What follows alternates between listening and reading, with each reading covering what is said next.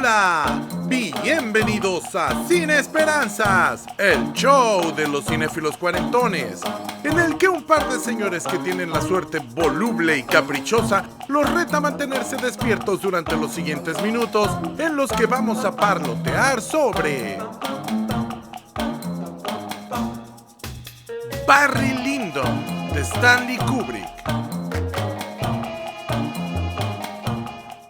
Bienvenidos. Estamos aquí reunidos una vez más para celebrar nuestro amor por el cine.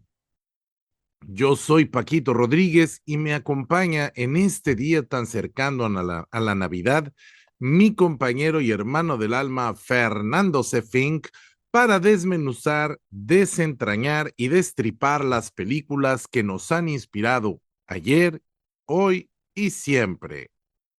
En este nuestro programa número 51, y es el 151 en la numeración global, vamos a conversar sobre una película importantísima en la filmografía de un gran director, uno de los más grandes del siglo XX y un favorito personal de Fernando. Estoy hablando, por supuesto, de Stanley Kubrick. Bueno, también mío, pero no es mi más favorito. Estoy hablando, por supuesto, de Stanley Kubrick, el director de origen judeo-polaco, nacido en Manhattan, que es considerado uno de los pilares más importantes en el afianzamiento del sistema de cine de director, o también conocido como el cine de autor en Estados Unidos. En Cine Esperanzas ya hemos abordado varias de sus películas más icónicas. Por si les interesa, pueden ir a visitar la temporada 1, episodios 9 y 14, en los que platicamos de Full Metal Jacket y de The Shining, respectivamente. Y en la tercera temporada, episodio 30, tocó hablar de 2001, una odisea espacial. Ahora vamos a hablar de Barry Lyndon, y esta es una cinta especial por muchas razones, incluso para hacer una película de Kubrick. En primer lugar, su origen. La novela, publicada en 11 entregas en la revista Fraser's Magazine en 1844 y escrita por el novelista y periodista inglés William Makepeace Thackeray, narra los hechos biográficos de un tal Redmond Barry, de cómo va ascendiendo en la escala social en la Inglaterra del siglo XVIII para finalmente perderlo todo. Un arco dramático descrito así de simple podría parecer una clásica tragedia tirándole al melodrama, pero justo eso es lo que Kubrick evita en su adaptación, y ahí radica la genialidad. La película está dividida en dos partes, un intermedio y un epílogo. No, o sea, son dos partes, más un intermedio y un epílogo, o sea, en 4 secciones, por razones dramáticas, pero también prácticas, porque la película tiene una duración de 185 minutos, que es más de 3 horas, y es casi tan larga como Spartacus, película de 1967 del mismo director, y hasta donde pude investigar es la película más larga de su filmografía. La primera parte de Barry Lyndon nos va mostrando poco a poco a este personaje, Redmond Barry, sus debilidades, sus aspiraciones, su tosudez y también su romanticismo imprudente. Es la clásica comedia picaresca del pillo que triunfa a pesar de su estupidez y que, no obstante las muchas oportunidades que la vida va poniendo en su camino, no cambiará y no aprenderá. Por el contrario, se irá hundiendo más y más en la soberbia. La película empieza con un duelo que le costará la vida al padre de Redmond, y este es un detalle importante que presagia el final de la segunda parte, que termina con Redmond bien instalado en la alta sociedad inglesa, casado con una viuda y adoptando su nombre en un intento de hacerse de su prestigio. La segunda parte nos habla de un hombre que ha alcanzado sus objetivos en la vida, excepto uno: tener un título nobiliario y el reconocimiento de la alta sociedad. Si en la primera parte Barry triunfa a pesar de su estupidez, en la segunda fracasará a pesar de todos sus esfuerzos. Así como Full Metal Jacket, que es una película que se estrenó años más tarde, en 1987, más de 10 años después, Barry Lyndon es en realidad dos películas diferentes con un mismo sujeto y una misma visión pesimista de la sociedad y del espíritu humano. Kubrick nos habla de su desencanto por las falsedades de la sociedad y su poca fe en el hombre y en su capacidad y su poca capacidad de cambiar. Nos dice que la felicidad no es permanente y como viene se va. La figura de Redmond Barry no es la de un héroe, no nos es simpático y por eso era tan importante que fuera justamente Ryan O'Neal el que lo interpretara, pero de esto hablaré más adelante, quizá en mi segunda participación. Cuando vi la película con mi esposa, lo primero que me dijo fue, ¿es mala señal que me caiga tan gordo el personaje principal tan rápido? Y no, es perfectamente normal, intencional, porque Barry es un antihéroe, pero no en el sentido moderno de la palabra, sino que es un personaje principal que carece de rasgos heroicos. Por el contrario, podría ser el villano en otra historia. Sus motivaciones siempre son egoístas y no nos complace su triunfo. Por el contrario, desearíamos que fracase. Pero así como en las películas de horror, en las que la víctima siempre tomará la ruta más peligrosa a pesar de nuestros gritos, Redmond Barry siempre tomará la peor decisión posible. En lo técnico, Barry Lyndon fue un reto para el director. Originalmente el proyecto tenía por objetivo filmar una película sobre Napoleón, figura histórica que lo apasionaba, pero distintas circunstancias mataron ese proyecto. Para aprovechar los años de investigación que tenía, decidió hacer una película de época y eso se nota. Sus inspiraciones visuales son pintores del siglo XVIII y el diseño de vestuario tuvo una investigación harto exhaustiva. Las diseñadoras Milena Canonero y Ulla Britt Sutherland logran hacer una interpretación objetiva y casi antropológica de los tejidos, patrones y colores de la época. El objetivo era que esta película fuera lo más cercano a un documental sobre el siglo XVIII. Así como el diseño de producción, la banda sonora es también una selección de piezas de la época que incluyen a Bach, a Vivaldi, Handel, a Schubert y a otros músicos más. Esta selección de casi 20 piezas de música clásica les valió ganar el Oscar en 1975 a la mejor banda sonora. Y el comentario de Kubrick fue que tenemos buenos compositores de música para películas, pero que ninguno de ellos tiene el nivel de los clásicos. Y que si ya tenemos música tan buena compuesta, pues para qué queremos hacer otras piezas musicales, ¿no? Entonces, por eso siempre utilizó esta música clásica. La fotografía es quizá el aspecto más mencionado de esta película, particularmente porque algunas escenas, falsamente se piensa que toda la película, pero no es así, fueron filmadas casi enteramente con luz de velas. Para hacer esto posible, se utilizaron varios lentes de una cámara Zeiss que tomó prestada Kubrick de la NASA y que tiene la apertura de diafragma más grande. El problema de contar con un lente así es que la profundidad de campo es pequeñísima y por eso en esas secuencias que son fácilmente identificables, los actores se mueven poco o nada y la cámara permanece inmóvil con el fondo borroso. Aún así, el efecto conseguido nos traslada a los grandes salones de juego de la alta sociedad europea y nos transporta en el tiempo a una época previa a la industrialización, a la electricidad, al dominio del hombre, a la noche.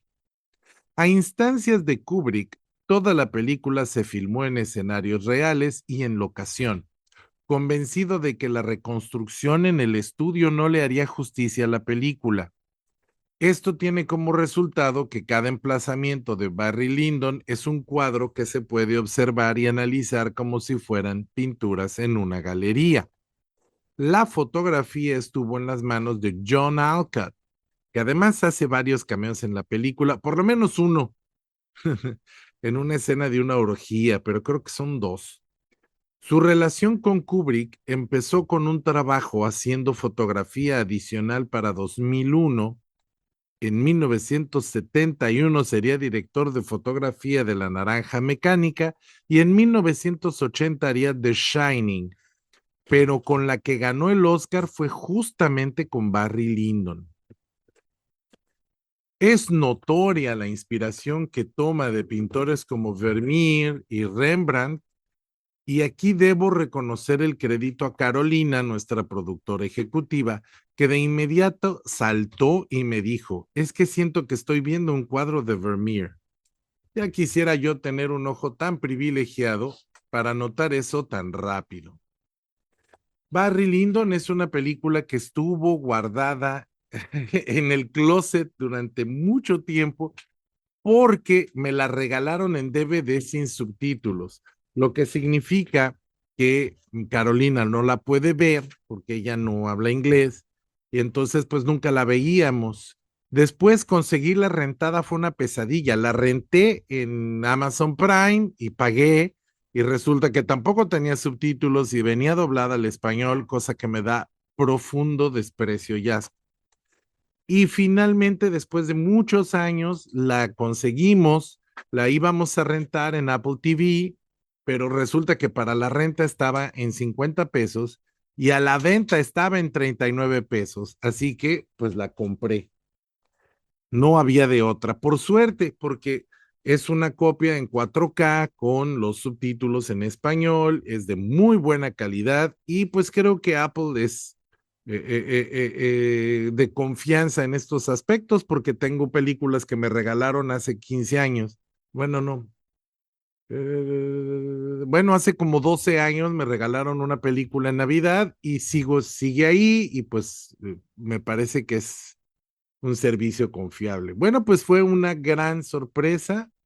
Yo sabía que iba a haber una buena película porque no hay películas de Kubrick que no sean muy buenas, pero me gustó especialmente y la encuentro atípica.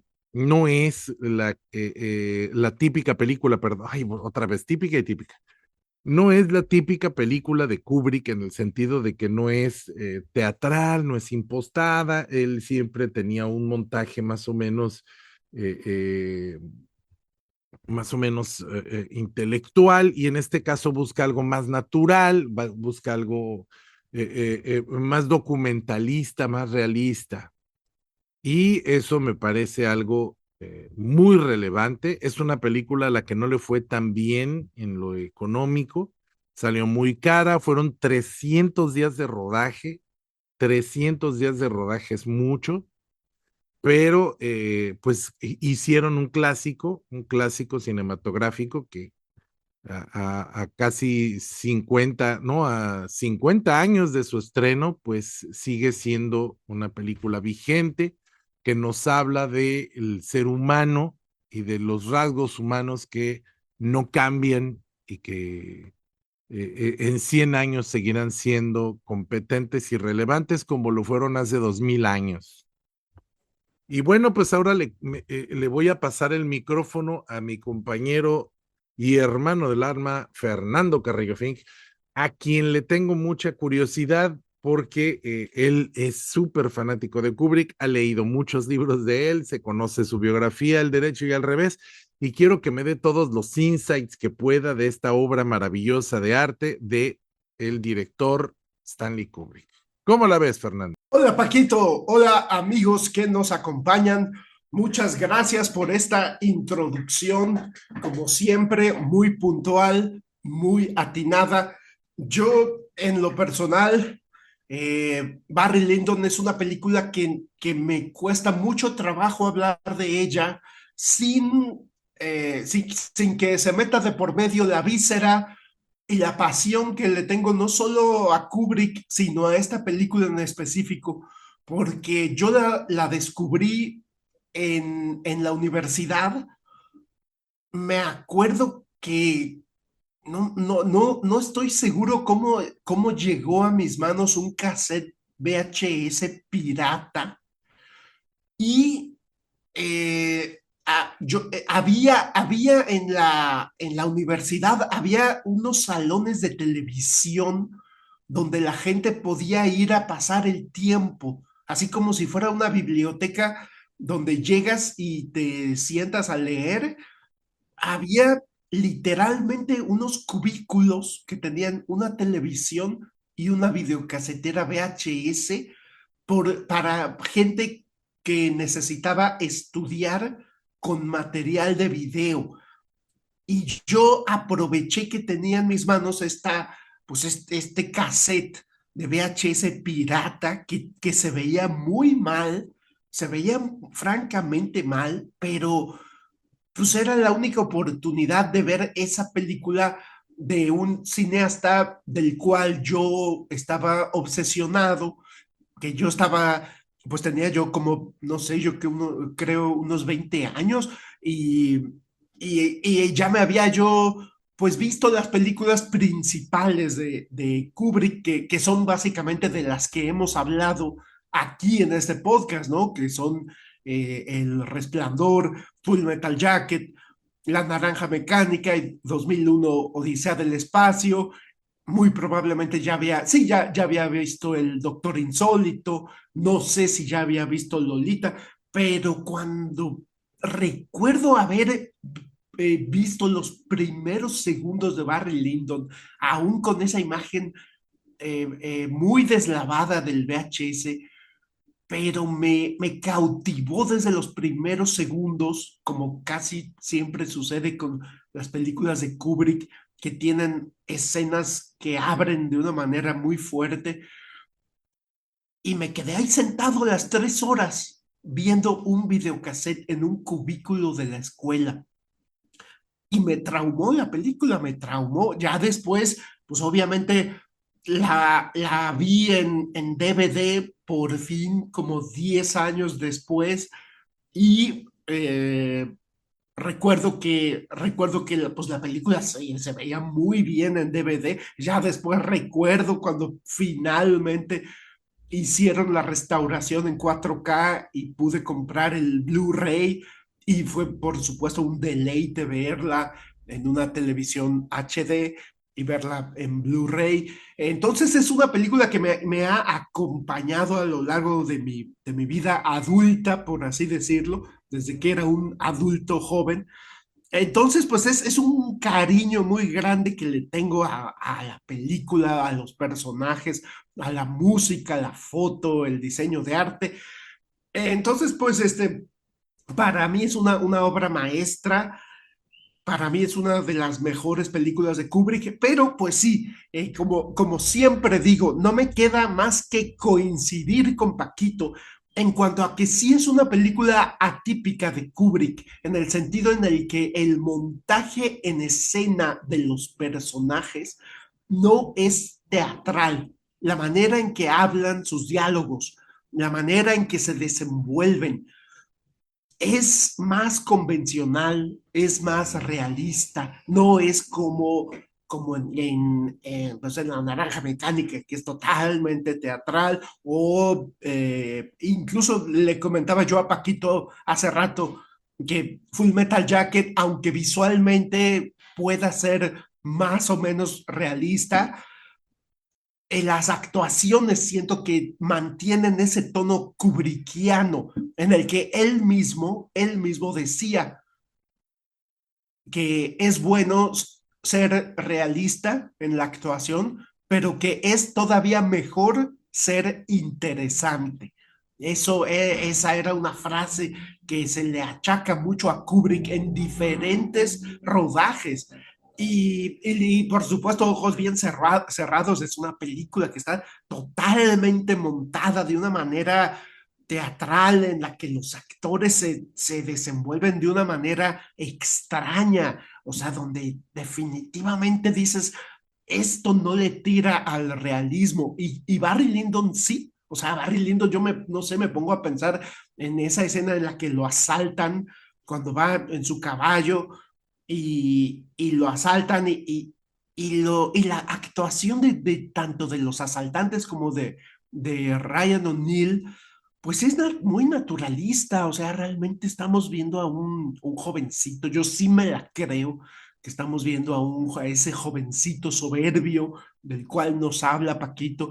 Y sí, y también no me queda más que coincidir en lo que nos mencionas, que esta película basada en una novela que además se dice, yo nunca la he leído, pero lo que sé es que la novela está escrita en primera persona y que se trata de un narrador no confiable, que desde que empieza uno a leer la novela, se da uno cuenta de que muy probablemente Redmond Barry, el que nos está contando la historia, pues nos está contando sus vivencias maquillándolas. Y creo yo que eso se traduce muy bien a pesar de que el narrador de la película es omnisciente. O sea, Kubrick, por el contrario de su película anterior, La Naranja Mecánica, en la que pues, escuchamos la voz de Alex todo el tiempo desde su experiencia emocional.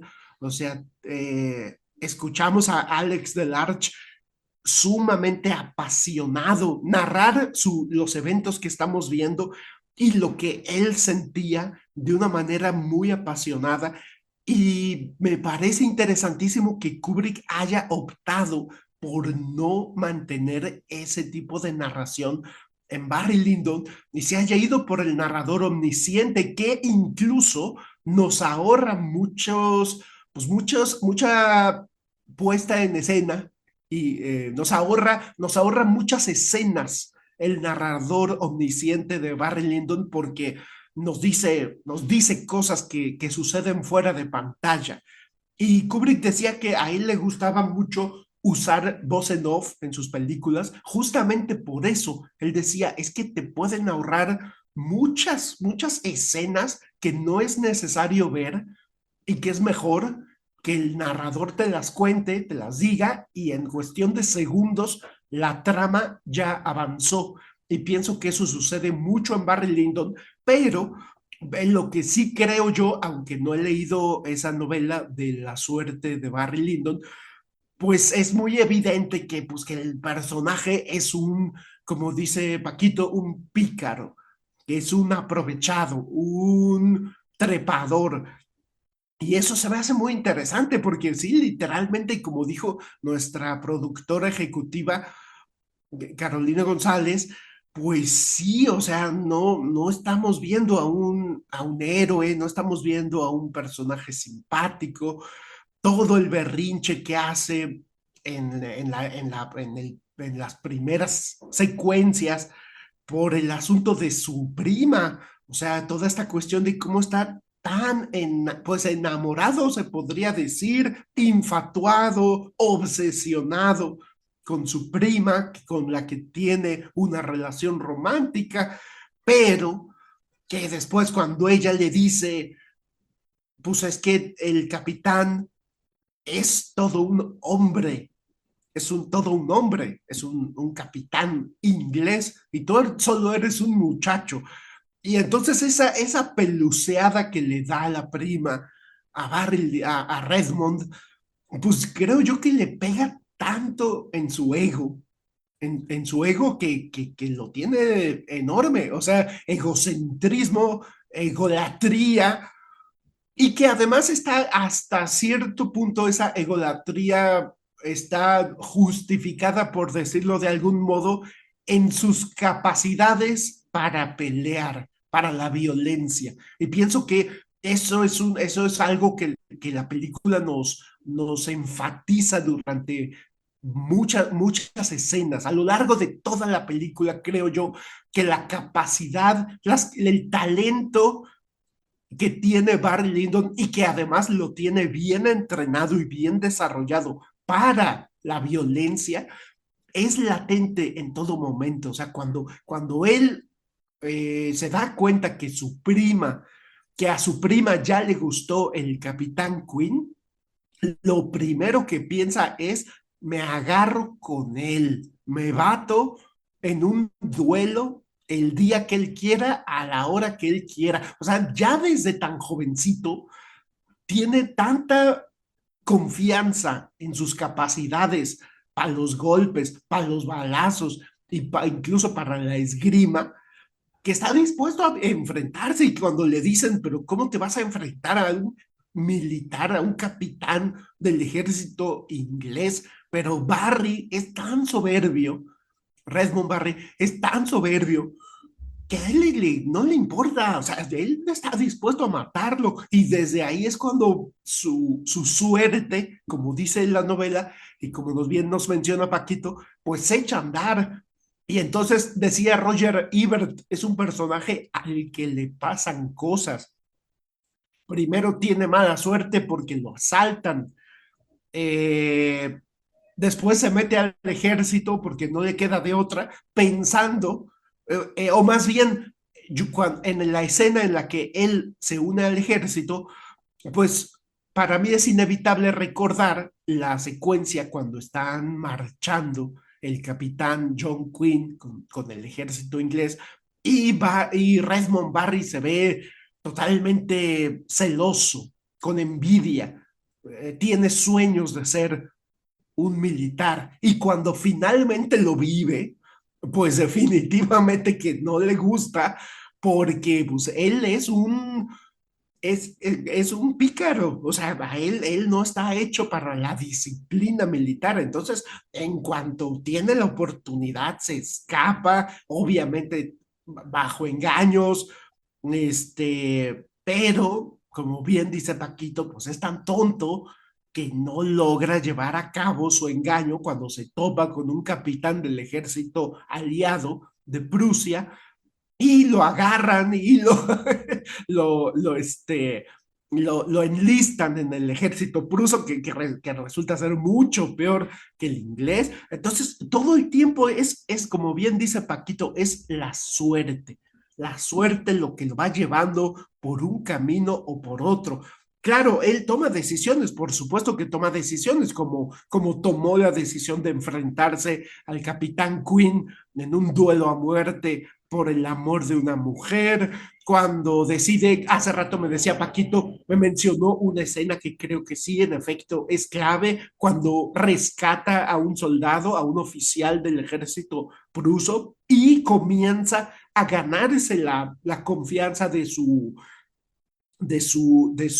capitán, e incluso le es leal, y el capitán lo premia cuando ve la oportunidad de utilizar a Redmond Barry para infiltrarse con el asunto de un hombre que es jugador de cartas y que piensan que es un espía.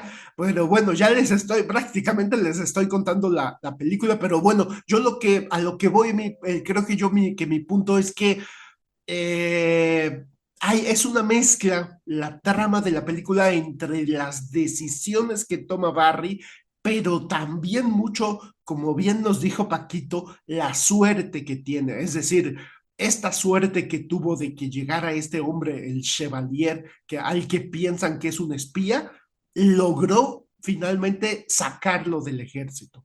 Después, la suerte que tuvo de que Lady Lyndon, la mujer con la que se casa, pues vive obviamente pues infeliz en este matrimonio con este hombre, ya grande, este señor de una edad muy avanzada, que a todas luces también es un oportunista. Pues también Barry Lyndon tiene la suerte de que a ella le gusta, de que ella se siente muy atraída hacia él, pero como nos dice Paquito, por aquí se casa, por aquí adopta su apellido y por aquí comienza a maltratarla.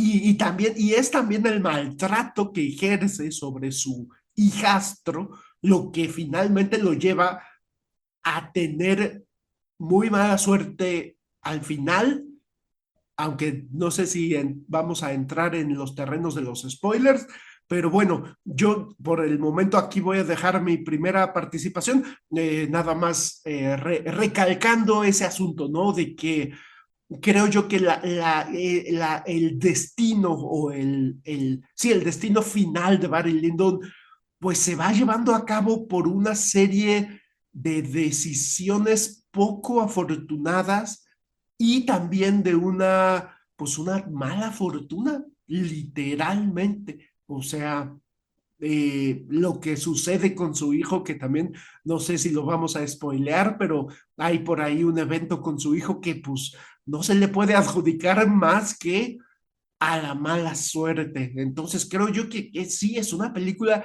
interesantísima en ese sentido, que no tenemos un héroe proactivo que vaya en busca de una meta, así como no sé, una trama convencional, sino que estamos hablando de un hombre al que le pasan cosas, literalmente, y el destino lo va llevando de aquí para allá. Pero bueno, me interesa mucho saber qué más nos tiene que decir Paquito sobre la película, sobre todo porque tiene muy fresca su primera impresión. Te devuelvo el micrófono, Paquito. Gracias, Fernando. Híjole, pues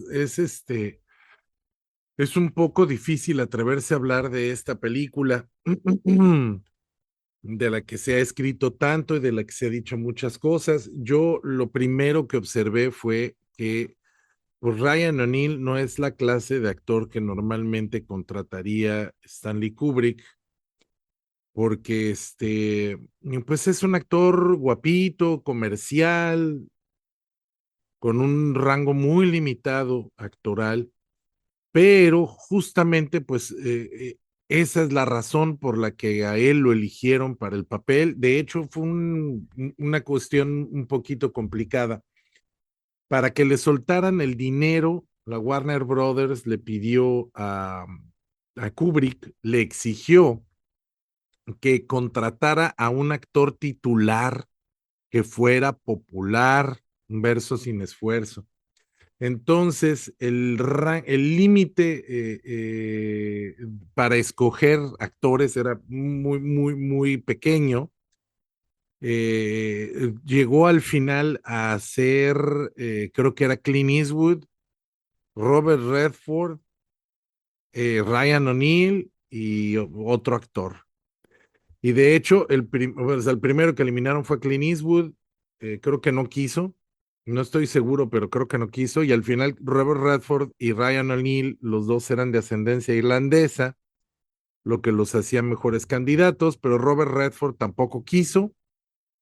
No me acuerdo si fue porque la agenda no se prestó, pero pues Ryan O'Neill tuvo que ser porque era el que quedaba. Pero además, pues tiene mucho sentido porque pues al ser un actor con un rango emocional muy limitado, al ser un actor que tenía muy poquito rango actoral, pues todo el tiempo se la pasa con una cara de palo que no lo soporto. Y ese es el chiste, pues, porque si tú pones a un actor carismático, corres el peligro de que el personaje se vuelva atractivo. Y esto me recuerda a otros personajes similares en el sentido de que son antihéroes, o sea, de nuevo, no es el antihéroe como Batman o el antihéroe que hace el bien fuera de la ley. Estoy hablando de antihéroes porque no son héroes, porque son probablemente sean los villanos de la historia de otra persona. Entonces, estoy tratando de recuperar ejemplos. La mayoría son de la televisión, disculpen mi incultura, pero tenemos a cara cortada. Es un ejemplazo. Tú no quieres que Tony Montana triunfe. Tenemos pues a Tony Soprano, por supuesto, serie que yo tengo ahí la deuda moral, pero he visto resúmenes, sé de qué trata. En Breaking Bad, el personaje principal, Walter White, es un Barry Lyndon, pero no son Barry Lyndon porque sean pícaros o porque estos sí son personajes inteligentes, proactivos y agresivos, ¿no? Barry Lyndon es un tonto. Entonces, eso es lo que pasa, por ejemplo, con Walter White.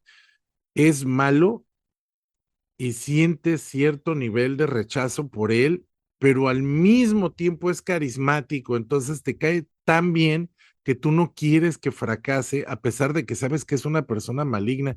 Hasta el final es cuando ya, como el nombre de la serie lo dice, ya breaks bad completamente y ya no hay ni un solo rasgo rescatable, ¿no?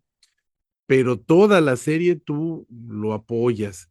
Otro ejemplo de esto es Michael Corleone, que tampoco es un personaje que nos debiera ser simpático, pero el carisma del personaje y del actor hace que, a pesar de que sea un villano, pues, pues no quieras que le vaya mal y sufres con él cuando le va mal. Pero en el caso de Barry Lyndon, ponen a este actor con cara de palo, que está bonito, pues es el clásico guapito que cree que tiene pegue porque es muy interesante, pero pues es que tiene pegue porque está guapito y que es menos inteligente de lo que él cree que es y es menos hábil de lo que él cree que es y que te cae gordísimo desde el principio, te cae gordísimo desde que lo ves. Es el típico amigo guapo que te cayó gordo cuando lo conociste, nada más que te sigue cayendo gordo durante toda la película y es gracias a que eligieron a un actor como Ryan O'Neal sin ser despectivos con su trabajo, porque sí tuvo un trabajo actoral, no es que Ryan O'Neal sea despreciable, es Kubrick trabajando a través de sus actores. Ryan O'Neal repitió las chorromil veces que Kubrick ya tenía por tradición repetir y lo hizo todo como se lo pidieron. Aunque hay una anécdota en la que le pidieron hacer una cosa, no sé, era algo tonto, y ya cuando iban por la toma ochenta y tantos, Ryan O'Neal le dijo a Kubrick, bueno, mira, ¿qué te parece si lo haces tú y yo te imito? Pero dice Kubrick que era nada más un berrinche para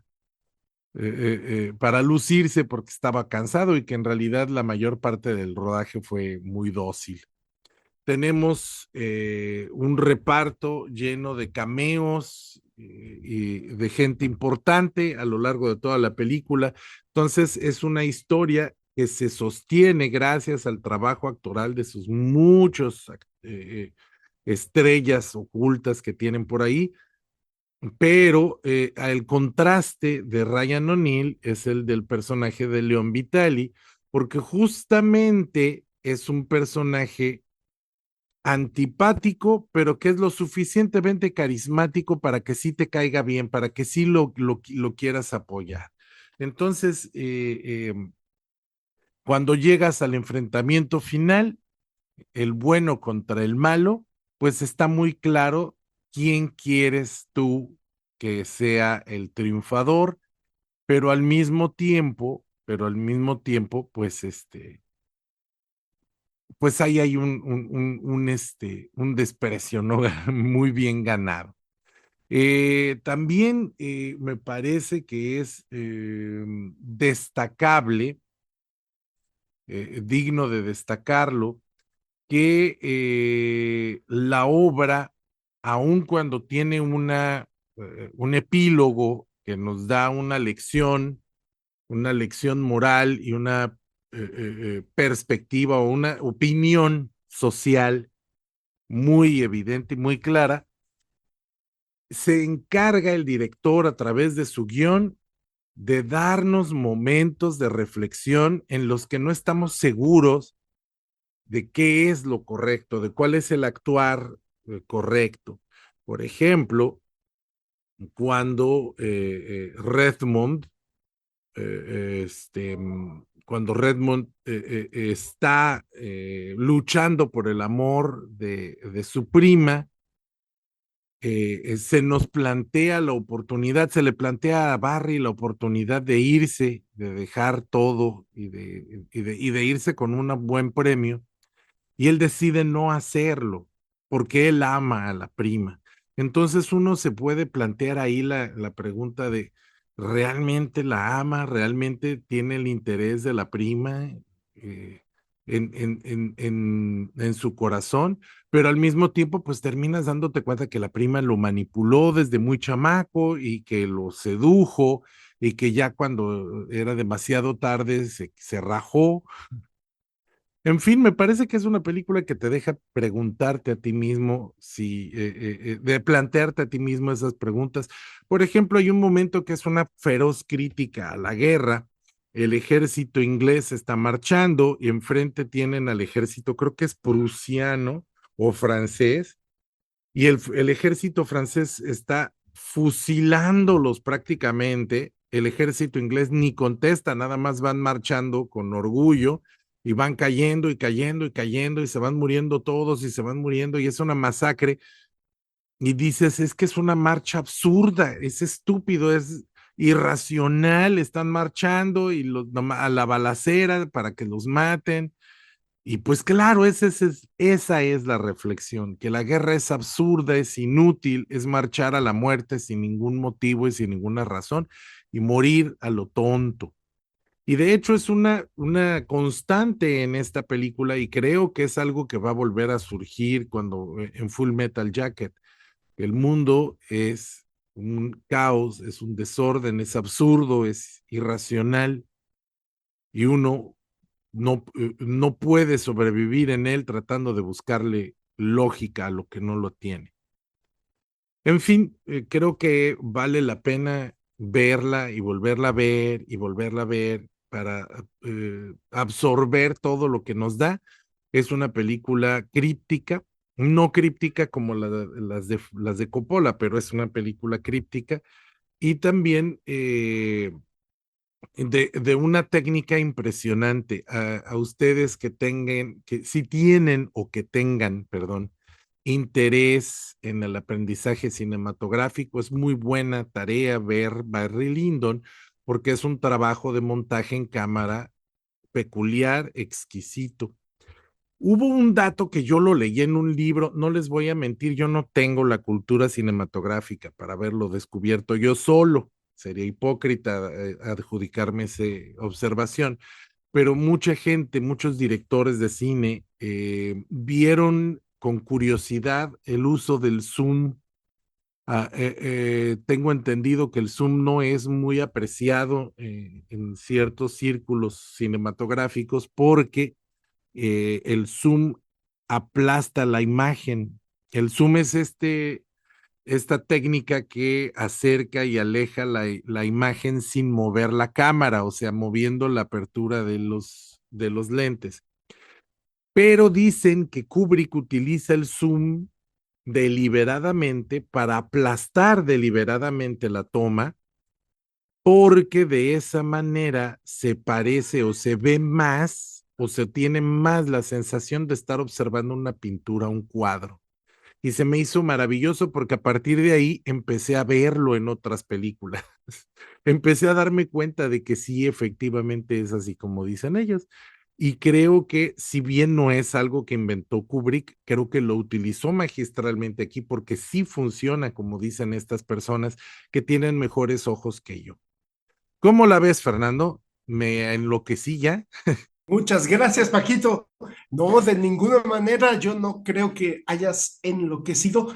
Y sí, yo también quisiera mencionar esta cuestión del el uso del zoom en Barry Lyndon como una especie de exploración, como si estuviéramos explorando una pintura, como si nos estuviéramos adentrando o en algunas otras ocasiones saliendo de un detalle de una pintura a la pintura general o si el zoom es para adelante, adentrándonos en detalles pictóricos. Sin embargo, pienso que Kubrick utilizó el zoom en otras películas de manera muy, pues siento yo que Kubrick lo hacía sin pensárselo. O sea, para Kubrick, si la toma ameritaba zoom, él no tenía ningún empacho, como por ejemplo en El Resplandor hay cantidad de zooms, hay zooms lentos cuando está Jack Nicholson en su estudio, bueno, en el lugar que escogió para escribir, hay zooms rápidos, como de esos, como de película china de Kung Fu, que también le gustaba mucho hacer a Kubrick. A mí me llama mucho la atención cómo Kubrick era muy asiduo a utilizar el zoom.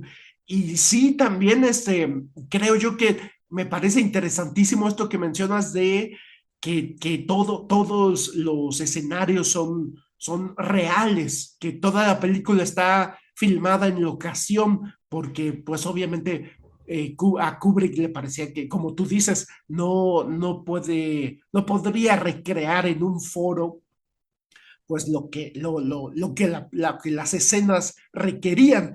Entonces creo que en ese sentido también es una película un tanto atípica porque de Kubrick, porque Kubrick era pero muy asiduo al foro. Ahí está el ejemplo de Eyes Wide Shut, en donde pues en donde tenemos unos foros gigantes en los estudios Pinewood, que son calles que pretenden ser de la ciudad de Nueva York y que están hechas en foro. Y también el hotel del Resplandor, salvo por la fachada, está construido en los estudios Pinewood. Entonces es impresionante cómo Kubrick era fanático de los decorados en estudio. Sin embargo, Barry Lyndon pues era una película que requería locación y que además se dice que Kubrick buscaba siempre filmar en locaciones o lugares. Sí, cuando filmaba en locación, siempre buscaba que no estuvieran más allá de una hora en carro, en camino, en carro de su casa. Y por ahí leí en algún lugar que muchas de las locaciones de Barry Lyndon no están tan lejos de la casa de Kubrick, donde vivía cerca de Londres. Pero sí, Barry Lyndon tiene la peculiaridad de que incluso salieron de Inglaterra y que hubo un periodo del rodaje que lo hicieron en Irlanda. Y eso sí es muy, pero muy atípico porque pues Kubrick, no, pues hasta la ciudad de Hue de Vietnam le quedaba a 40 minutos de su casa la locación. Entonces, pues para que Kubrick haya tenido que salir de su hogar e irse a otro país a filmar, pues sí quiere decir que creo yo que habla de su compromiso estético con esta película y obviamente con todas sus películas, pero en específico de que se tuvo que salir de su zona de confort para filmar Barry Lyndon. Otra cuestión es los decorados de Ken Adam, lo que hizo Ken Adam, este legendario diseñador de producción de las películas de James Bond, lo que hizo con las locaciones y cómo se coordinó con el director de fotografía, pues creo yo que es uno de los sellos de las películas de Kubrick, cómo el diseño de producción y la fotografía se funden en uno solo.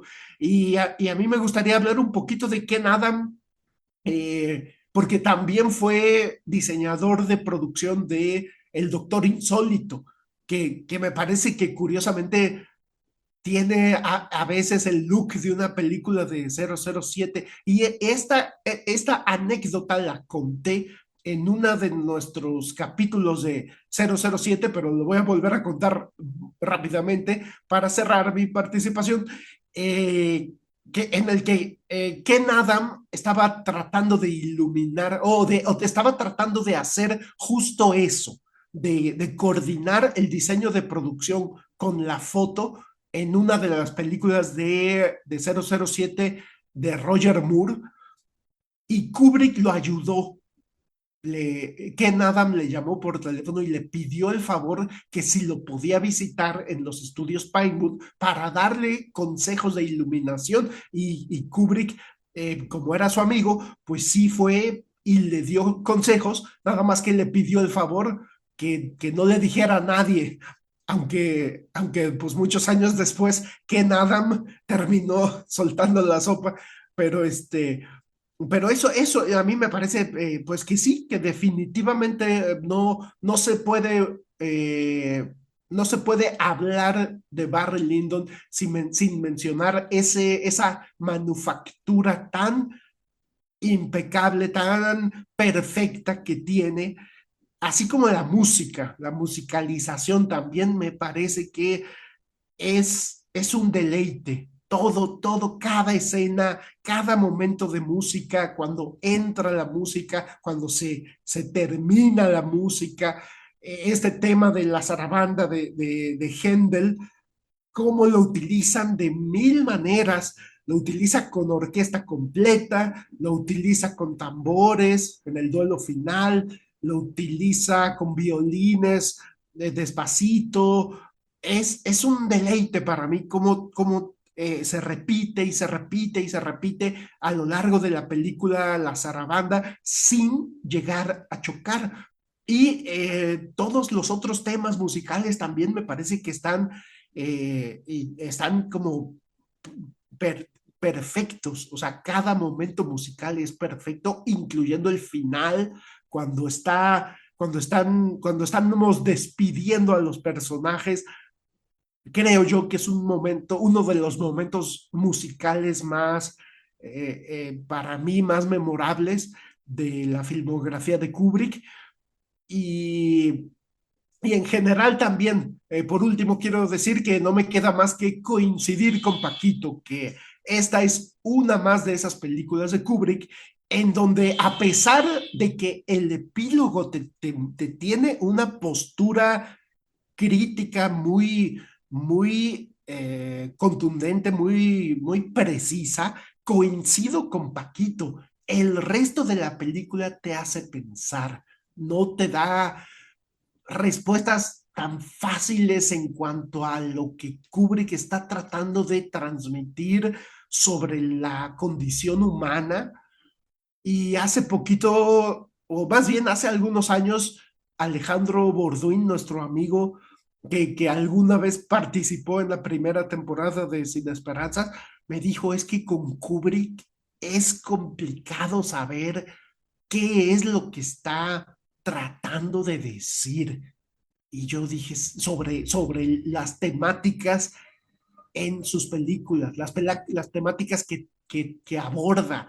Y yo coincido, creo que Kubrick es particularmente críptico, sin llegar a ser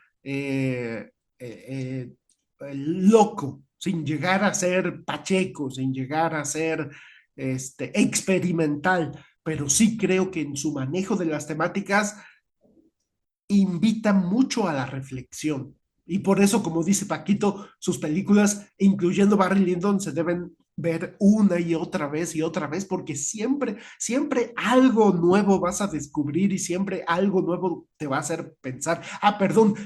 Y también hay algo más que Paquito me pidió que comentara en el podcast, y ahora sí con esto cierro, que es muy curioso, muy interesante cómo a Kubrick no le daba por adaptar obras maestras de la literatura, no le daba por adaptar los grandes clásicos, sino que escogía novelas menores, novelas, salvo el caso de Lolita y la Naranja Mecánica, que pienso yo que sí son consideradas grandes obras de la literatura, pero como me dijo Paquito hace rato, tal vez en el momento en el que se hizo la película, todavía no lo eran. Pero sí es muy claro por ejemplo, con The Killing, con Paths of Glory, con The Shining, con Ojos Bien Cerrados, con Full Metal Jacket y con Barry Lyndon, que no son novelas clásicas, no son grandes obras de la literatura, pero Kubrick sí se pronunció al respecto y dijo, es que una gran obra literaria difícilmente la puedes convertir en una gran película. Y yo estoy de acuerdo con él. No, nunca leí más allá de esa declaración, nunca explicó por qué, pero yo siento que tiene mucha razón, que una novela no tan grandiosa puede dar para una película grandiosa, mientras que tratar de adaptar, híjole, pues que sí lo han hecho, por supuesto que lo han hecho, que Crimen y Castigo, sí hay película, por supuesto, pero creo yo que coincido con Kubrick en que es meterse en una camisa de 11 varas de la que difícilmente vas a salir bien librado como cineasta.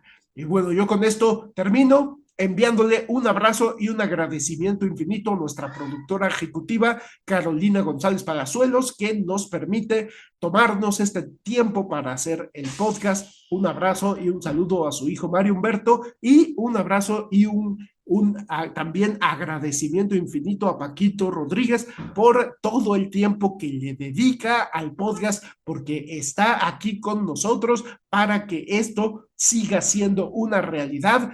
Eh, Perdón, tengo algo más que comentar. Justo el día que se estrena este capítulo de Sin Esperanzas, que está programado para el 18 de diciembre, justo ese día se cumple el 50 aniversario del estreno de Barry Lyndon. Se estrenó comercialmente el 18 de diciembre de 1975. Entonces, hoy estamos de fiesta, celebrándole los 50 años a Barry Lyndon, justamente de su estreno. Y bueno, ya estaba yo en mis agradecimientos y por supuesto un agradecimiento infinito a usted que nos está escuchando debrayar sobre cine. Muchas gracias, Paquito. Gracias a ti, Fernando. Voy a tratar de ser concreto para que el video dure menos de 1 hora y pueda ser publicado en Instagram.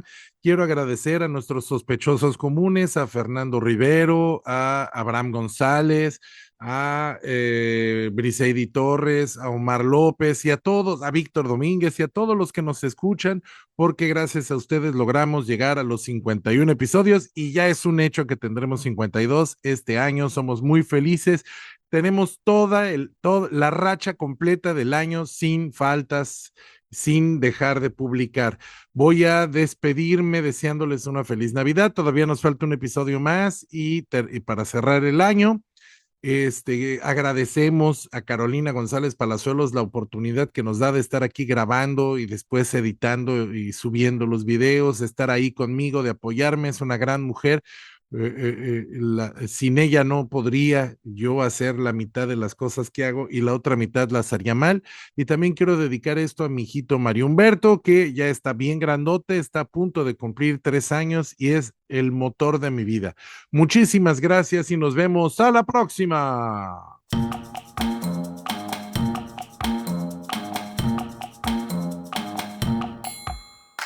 Esta fue la 6ª temporada de Sin Esperanzas, el show de los cinéfilos cuarentones, con Fernando Zefín y Paquito Rodríguez.